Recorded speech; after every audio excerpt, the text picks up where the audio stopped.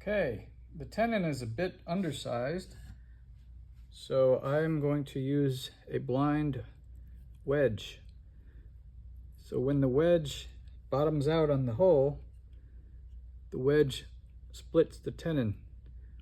And what you do is you put the wedge in, and then you measure this, and then you measure that, and you make it so that with the wedge in, this is exactly the same width as the hole. Then when this bottoms out, the wedge will flare out the tenon and it'll be tight.